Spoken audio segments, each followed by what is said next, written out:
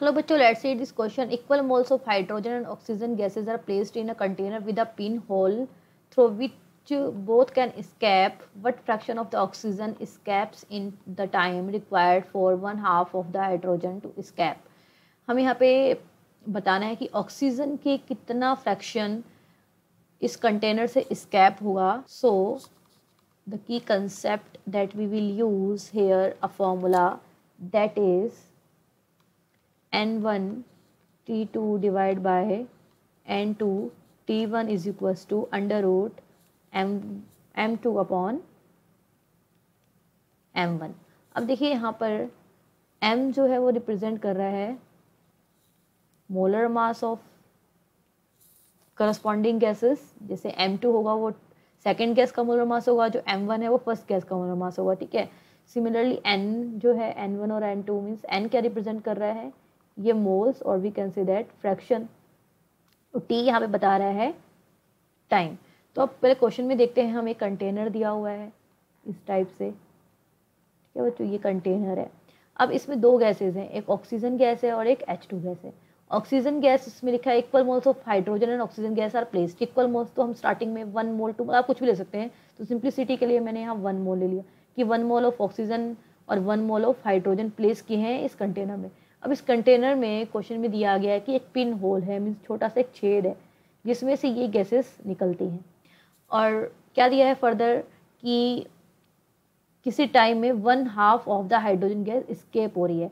Means जितनी भी हमने हाइड्रोजन लिए 1 मोल लिए तो उसके 1/2 मोल मीन्स हाफ मोल इसके क्या हो गए, हाइड्रोजन गैस के स्केप हो गए हैं. कितने टाइम में, टाइम नहीं दिया है, जितना भी टाइम ले लो. हमने ले लिया TH टाइम.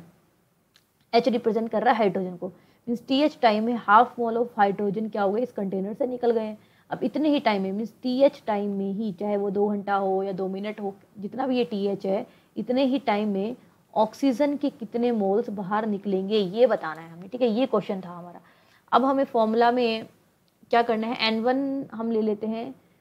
N1 जो है वो रिप्रेजेंट कर रहा है सपोज O2 को, और N2 रिप्रेजेंट कर रहा है H2 को. ठीक है, हमने यहाँ पे ये मान लिया, आप उल्टा भी ले सकते हैं, मैंने ये ले लिया है. अब N1 तो हमें फाइंड करना है ना बच्चों, N1 हमें नहीं पता है, और T2 और T1 सेम हो जाएंगे. देखिए TH रिप्रेजेंट कर रहा है अगर T2 को, तो इतने ही टाइम में हमने ऑक्सीजन के कितने मोल्स बाहर निकले वो निकालना है. यानी कि TH अगर T2 को रिप्रेजेंट कर रहा है तो T2 और T1 क्या हो जाएंगे, इक्वल हो जाएंगे. तो T2 यहाँ पर है डिवाइड बाय, देखिए N2 किसके मोल्स रिप्रेजेंट कर रहा है, हाइड्रोजन के. हाइड्रोजन के कितने मोल निकल गए हैं बाहर, हाफ. और T1 को हम T2 ही ले लेंगे क्योंकि टाइम हमारे पास सेम दिया हुआ है, तो T2 से T2 कट जाएगा. अंडर रूट M2 किसको रिप्रेजेंट करेगा, molar mass of hydrogen. 2 hydrogen है तो H2 का कितना होता है भाई, मोलर मास 2 हो जाता है. 1 हाइड्रोजन का 1 तो 2 हाइड्रोजन का 2. और M1 क्या है, molar mass of oxygen gas O2 का, यानी कि एक ऑक्सीजन का होता है 16, 2 ऑक्सीजन का हो जाएगा 32.